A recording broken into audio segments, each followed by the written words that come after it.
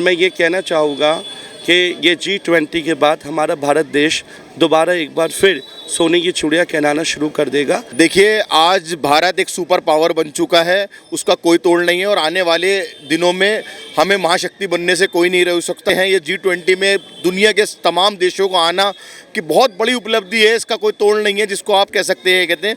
और बहुत सारी चीज़ें अब प्रेस के जरिए बताई जाएंगी कि इंडिया को कितना फ़ायदा हुआ है। आपको क्या लगता है यहाँ से भारत के लिए कुछ नया मैसेज होगा? क्या भारत वाकई में तरक्की की ओर है? देखिए, भारत की तरक्की तो माशाल्लाह दिन दुगनी रात चौगनी हो रही है। अभी पिछले 10 दिन पहले चंद्रयान की कामयाबी हुई है, इसरो की तरफ से जो हुआ। अब सन पे जाने की तैयारी चल रही है, सूर्य पे ये कहते हैं। इस बार कहीं ना कहीं महंगाई की बात की जाए, बेरोजगारी की बात की जाए, विपक्ष ये कह रहा है कि मोदी के 9 सालों के कार्यकाल में कहीं ना कहीं महंगाई और बेरोजगारी बढ़ गई है, पहले से ज़्यादा बढ़ गई है। आपको क्या लगता है? जो आप क्या चाहते हो, 1947 में अगर 25 पैसे की रोटी थी तो 2023 में भी 25 पैसे की रोटी हो। जब महंगाई बढ़ती है तो लोगों की सैलरी भी बढ़ती है। अच्छा, आपको लगता है विपक्ष में कोई ऐसा नेता है कि जब जो प्रधानमंत्री का चेहरा बन सकता है, विपक्ष की ओर से प्रधानमंत्री का नेतृत्व कर सकता है? फिलहाल पहले विपक्ष जीत कर आए, बाद में वो सोचेगा उनका चेहरा कौन बनेगा। नमस्कार, मैं यशपाल राजपुरोहित, आप देख रहे हैं ऑल इंडिया न्यूज़। 2024 लोकसभा चुनाव का लगभग बिगुल बज चुका है। चुनाव ज़्यादा दूर नहीं है और एक कहावत है कि जब जब चुनाव आते हैं तभी गरीब की थाली में पुलाव भी आते हैं। लेकिन क्या 2024 की सियासत में इस बार जो ज़मीनी मुद्दे हैं, जो भारतीय जनता के मुद्दे हैं, क्या ये चुनाव उन पर लड़ा जाएगा या फिर किस प्रकार की रहेगी सियासत? क्योंकि फिलहाल देखा जाए तो एक और जहां इंडिया गठबंधन लगातार उनके खेमे से कुछ ऐसी बयानबाजी हो रही है जो लगातार हदें पार कर रही है। इस बार आपको क्या लग रहा है, जो इंडिया गठबंधन है और दूसरी ओर जहां प्रधानमंत्री नरेंद्र मोदी की अगुवाई में एनडीए गठबंधन है, किसका पलड़ा भारी है? देखिए, इस वक्त कुछ नहीं कहा जा सकता। देखिए, मोदी जी देश के लिए हमारे प्रधानमंत्री हैं और हम उनका आदर सत्कार करते हैं और हमेशा मुखिया का हर कोई छोटे लोग सत्कार ही करते हैं कहते हैं और अपना नेता मानते हैं उनको, क्योंकि हमारे देश को वो ऊंचाइयों पे लेके गए हैं, क्योंकि श्रेय उनको दिया जाएगा, उसमें कोई दो राय वाली बात नहीं है। लेकिन जो छोटे छुटपुट नेता जो गलत बयानबाजी करते हैं धर्म की आड़ के अंदर क्या कहते हैं, और ये जो हमारे असम के चीफ मिनिस्टर बोलते हैं, देखिए कोरोना की तरह ख़त्म होगा इस्लाम, 100 सेकंड बयान से हड़कम किया कहते हैं। ये चीज़ें नहीं होनी चाहिए बिल्कुल भी, क्योंकि हमें मोदी जी से हमेशा उम्मीद रहती है कि वो इन नेताओं पे लगाम लगाएंगे, चाहे वो चीफ मिनिस्टर हो या कोई मिनिस्टर हो या एमएलए हो या काउंसलर हो या एक आम नेता हो। ये कहते हैं कभी भी मुसलमान की तरफ से कोई गलत बयानबाजी कहीं नहीं होती और ना कभी होगी इंशाल्लाह। मुसलमान हमेशा से मुल्क का वफादार रहा है, था और रहेगा हमेशा इंशाल्लाह क्या कहते हैं। और इंशाल्लाह अगर बीजेपी गवर्नमेंट ये चाहती है कि मुसलमान का साथ उसको मिले तो उनके लिए उनको सोचना पड़ेगा, उनके मुद्दों को समझना पड़ेगा, जो और एक कमेटी बनानी पड़ेगी जो उन लोगों की समझ को हमारे सेंट्रल गवर्नमेंट तक पहुंचाए। ये जो दूरियां हैं ये ख़त्म होनी चाहिए। देखिए, इस बार जो सियासत है इसमें यही मुद्दा है कि बार बार जो राजनीति है वो अपनी हदें पार कर रही है। तमिलनाडु के मुख्यमंत्री के बेटे हैं उदयनिधि, उनका जब बयान आया कि सनातन धर्म जो है ख़त्म किया जाना चाहिए, वहाँ से भी एक तरह की सियासत शुरू हो गई कि धर्म पर जा रही है ये सियासत। आपको नहीं लगता कि मुद्दों की राजनीति होनी चाहिए? क्योंकि देश इसमें चाहे मुसलमान हो, चाहे हिंदू हो, चाहे क्रिश्चियन हो, चाहे सिख हो, ये भारतीयों की बात है, यहाँ किसी धर्म विशेष की बात नहीं होनी चाहिए। देखिए, मुझे भी लगता है उन्होंने सनातन धर्म के बारे में जो बोला है बिल्कुल गलत बोला है। क्या कहते हैं, धर्म के बारे में कोई भी कभी गलत ना बोले और इस पे उनके फादर को बोलना चाहिए। कहते हैं हाँ जी मेरे बेटे ने गलत बोला है कहते हैं। और मैं ये हमेशा से ये अपील करूँगा, ये कहते हैं अगर कोई किसी के भी धर्म के बारे में बोलता है तो एक कानून बनना चाहिए, उस कानून में इतनी सख्ती होनी चाहिए कि आने वाली नस्ल या लोग कोई उसके बारे में गलत सोच ही न रख सके।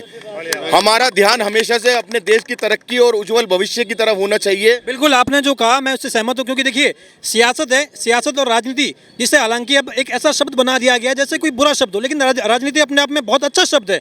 इसकी तारीफ होनी चाहिए कि राजनीति होनी चाहिए। लेकिन ये हमारी कहीं ना कहीं एक गलतफहमी रही कि हमने राजनीति इतनी घटिया हुई है पिछले समय में कि कहीं ना कहीं उसको एक गलत नैरेटिव लिया गया कि राजनीति मत किया करो, जबकि होनी चाहिए राजनीति। आपको नहीं लगता कि अभी जो बयानबाजी हो रही है, जैसे कि HIV से तुलना की जा रही है, कहा जा रहा है कांग्रेस के हवाले से ये बयान आते हैं, पी चिदम्बरम के बेटे कहते हैं कि जो बयानबाजी करते हैं कि HIV और कुष्ठ रोग जैसे सनातन धर्म, तो ये धर्म की राजनीति नहीं होनी चाहिए। बिल्कुल, देखिए धर्म की राजनीति तो किसी को भी नहीं करनी चाहिए।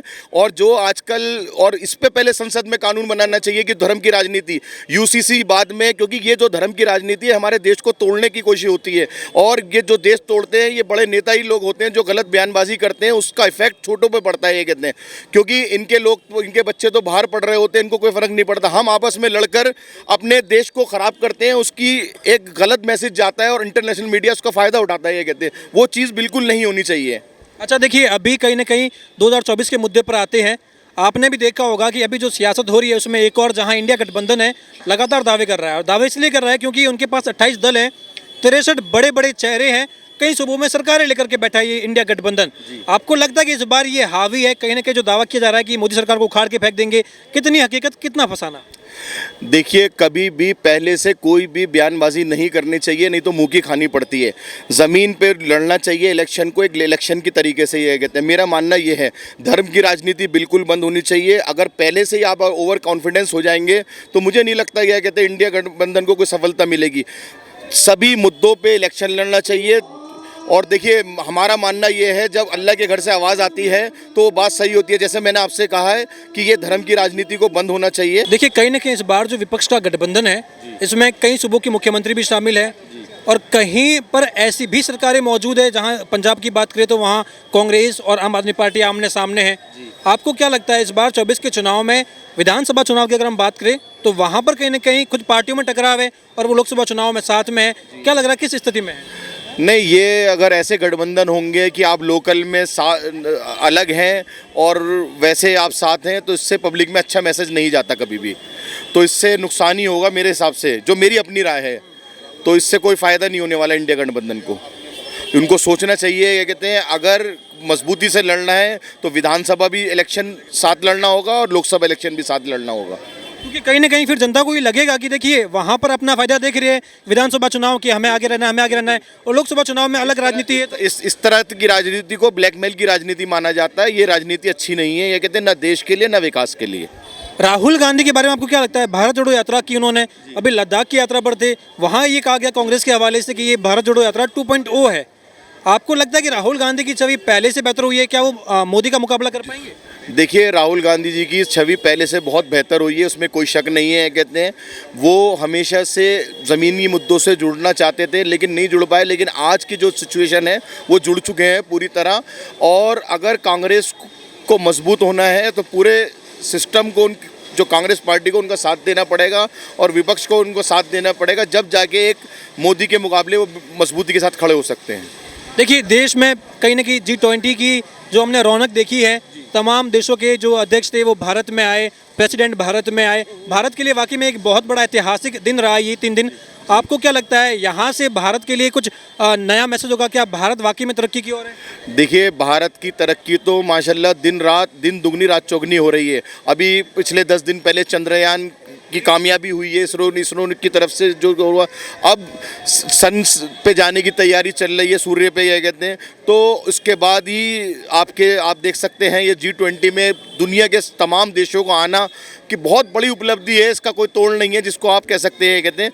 और बहुत सारी चीज़ें अब प्रेस के ज़रिए बताई जाएंगी कि इंडिया को कितना फ़ायदा हुआ है, ये कहते हैं। वो 2-3 दिन में प्रेस के ज़रिए पता चलेगा लोगों को। और ये पहली बार हुआ कि दिल्ली डिक्लेरेशन बिल कहीं ना कहीं जो है प्रोजेक्ट वो पास हो गया है। तमाम जितने भी देश थे सब ने सहमति वहाँ पे अपनी जताई है, क्योंकि एक डर था कि रशिया उसका खिलाफत करेगा, चाइना खिलाफत करेगा, लेकिन वहाँ भी हम सक्सेस हो गए और सभी ने एक साथ कहा कि जी हाँ, हम दिल्ली डिक्लेरेशन का स्वागत करते हैं। देखिए, आज भारत एक सुपर पावर बन चुका है, उसका कोई तोड़ नहीं है, और आने वाले दिनों में हमें महाशक्ति बनने से कोई नहीं रोक सकता। लेकिन उससे पहले हमें अपने देश को मजबूत करना पड़ेगा। जो ये गंदी राजनीति, ओछी राजनीति होती है, उसको ख़त्म करना पड़ेगा।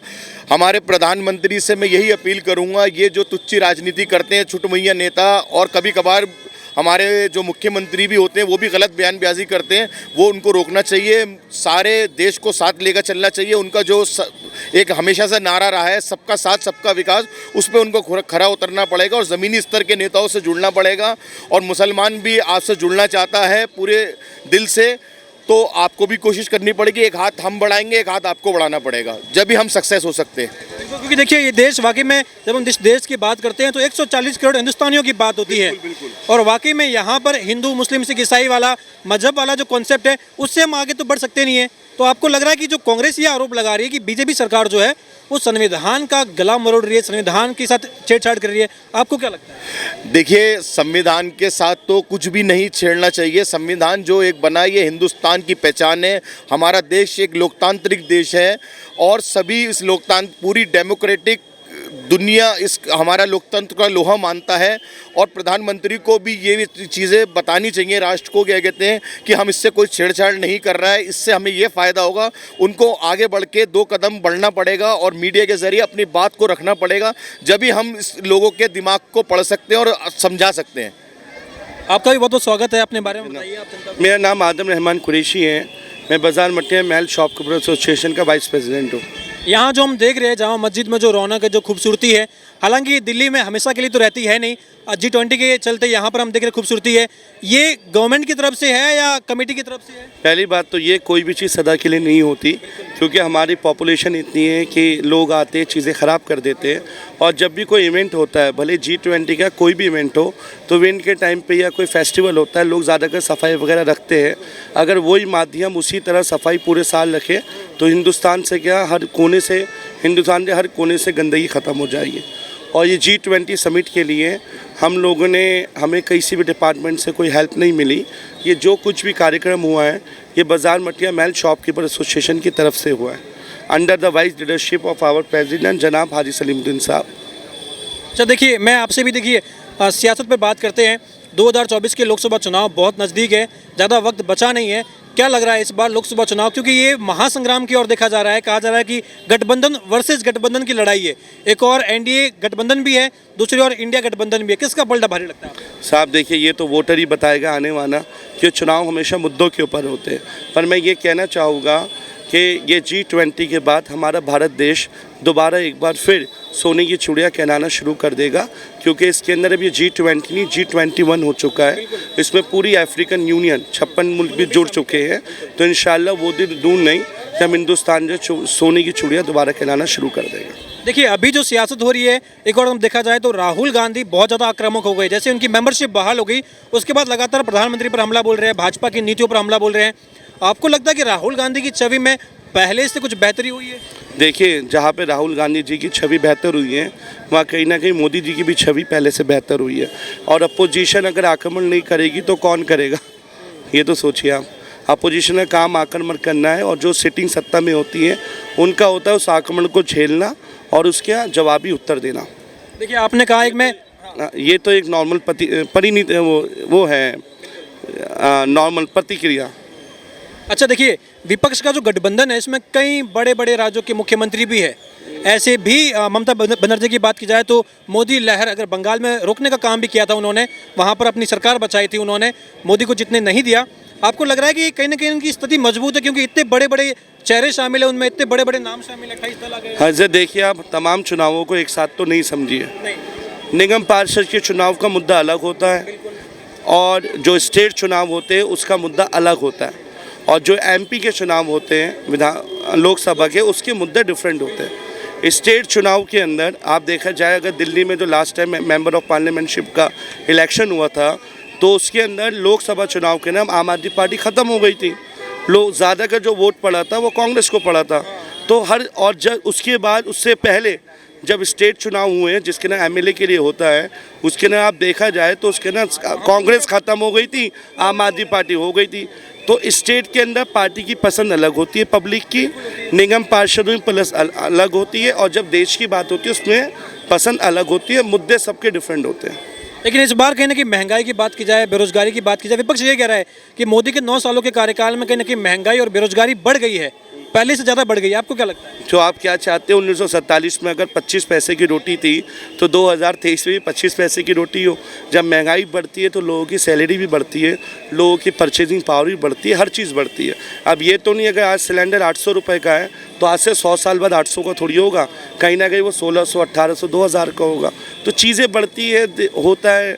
अब जिसको पहले हमारे दादा के टाइम में जो सैलरी पे नौकर था, जो काम करने वाले थे, उन्हें 10-20 पैसे मिलते थे, आज थोड़ी मिलते हैं, आज तो 25 के लिए बहुत ज़्यादा थे, वो शक्कर भी लेके आते हैं, सारा राशन पानी। हाँ, तो इसी तरह जैसी ऐसी चीज़ें महंगी होती है तो कोई बात नहीं, उसकी तरह सैलरी भी बढ़ती है, लोग ज़्यादा खर्च करते हैं। ये तो एक परंपरा है, एक प्रतिक्रिया है। अच्छा, आपको लगता है विपक्ष में कोई ऐसा नेता है कि जब जो प्रधानमंत्री का चेहरा बन सकता है, विपक्ष की ओर से प्रधानमंत्री का नेतृत्व कर सकता है? फिलहाल पहले विपक्ष जीत कर आए, बाद में वो सोचेगा उनका चेहरा कौन बनेगा। अच्छा देखिए, बीजेपी के 9 साल पूरे हो गए, 9 साल में आपको लग रहा है कौन कौन से काम हुए हैं? काफ़ी काम हुए हैं इसके अंदर, अगर मैं बताने शुरू होगा तो पूरी रात ख़त्म हो जाएगी। काफ़ी काम हुए जी। राहुल गांधी का ये आरोप है कि ईडी और सीबीआई को अपने कब्जे में करके बीजेपी सरकार सत्ता में आती है, लेकिन इस बार तो हम 24 में उखाड़ के फेंक रहे हैं, सब कुछ बदल जाएगा। देखिए, ईडी हमारे पीछे क्यों नहीं आती, ईडी शहजाद साहब के पीछे क्यों नहीं आती? कहीं ना कोई लोचा होता है जिसके पीछे ईडी जाती है, क्योंकि बगैर मुद्दों के कोई मुद्दा बनता नहीं है। अच्छा, भारत की तरक्की को लेकर बात की जाती है, कांग्रेस कहती है कि देखिए 23 फरवरी 1962 को कहीं ना कहीं नेहरू का ये कमाल था कि हमने स्पेस, हमारा जो सिस्टम है उसको इतना मजबूत बनाया कि आज हम चंद्रयान 3 की हमने सॉफ्ट लैंडिंग करा पाई। बीजेपी कहती है कि इसमें तो हमारे इसमें नेहरू का कोई रोल नहीं है, ना मोदी का रोल है। ये कहीं ना कहीं वैज्ञानिकों को इतनी सहूलियत मिली है कि आज हम चंद्रयान 3 की सॉफ्ट लैंडिंग करिए, वो भी साउथ पोल पर, जहाँ भारत पहुँचने वाला इकलौता देश है। आपको लग रहा है कि देश तरक्की की ओर है? देश वाकई में तरक्की की ओर है, और यही नहीं, इसके अलावा भी देखिए, ये तो आरोप प्रत्यारोप चलते रहते हैं। यूपी के अंदर जब अखिलेश जी की गवर्नमेंट थी तो उन्होंने कुछ स्कीम्स लॉन्च करी, फंडिंग लॉन्च करी, लेकिन वो उनके कार्यकाल में नहीं, किसी और के कार्यकाल में करना पूरी हुई। पर अब जिससे कार्यकाल में के अंदर पूरी हुई है तो उसको क्रेडिट देना चाहिए। ये तो एक प्रतिक्रिया है, इसके अंदर कोई पीएम, कोई किसी कुछ, इस पर जो ऑफिसर है, जो डिप्लोमेट्स हैं, उन सब की एक अहम प्रतिक्रिया है। और देश वाकई में तरक्की की ओर जा रहा है। आज चंद्रयान के ऊपर कुछ सॉफ्ट लैंडिंग करी है साउथ पोल में, कल सन पे भी करेंगे, और आदित्य L1 भी लॉन्च हो चुका है सन के लिए। डेफिनेटली उसके अंदर भी हमें कामयाबी, क्योंकि वो एक ऐसा पल था जब हर मस्जिद में ये नमाज अदा की जा रही थी कि हम कामयाब हो जाए, हर मंदिर में पूजा की जा रही थी कि हम कामयाब हो जाए, और हम बहरहाल कामयाब हुए। तो लग रहा है कि 140 करोड़ हिंदुस्तानियों की जो दुआ थी, जो प्रार्थना थी, वो कबूल हो गई है। और इसके साथ साथ एक संदेश और गया कि जो भी हो, तमाम धर्म एक जैसे एंड के हिंदुस्तानी कहलाते हैं। बहुत बहुत शुक्रिया आपका।